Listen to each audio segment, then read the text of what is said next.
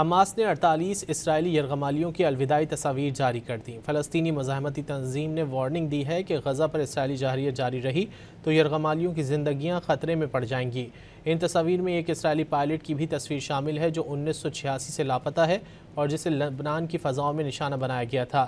Hamas نے خبردار کیا ہے کہ غزہ پر جارحیت کا سلسلہ نہ رکا تو یرغمالیوں کو بھی پائلٹ جیسے انجام سے دوچار ہونا پڑے گا۔ 7 اکتوبر 2023 کو حماس کے عسکری ونگ القسام بریگیڈ نے 251 اسرائیلیوں کو گرفتار کیا تھا، جن میں سے 48 ابھی تک غزہ میں قید ہیں اور ان قیدیوں میں سے 25 کے بارے میں اسرائیلی فوج کا کہنا ہے کہ وہ ہلاک ہو چکے ہیں۔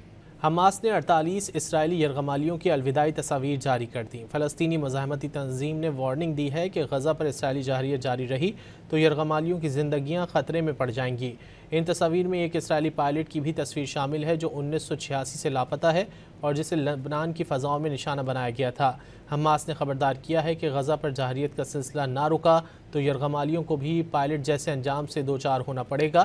7 اکتوبر 2023 کو حماس کے عسکری ونگ القسام بریگیڈ نے 251 اسرائیلیوں کو گرفتار کیا تھا، جن میں سے 48 ابھی تک غزہ میں قید ہیں اور ان قیدیوں میں سے 25 کے بارے میں اسرائیلی فوج کا کہنا ہے کہ وہ ہلاک ہو چکے ہیں۔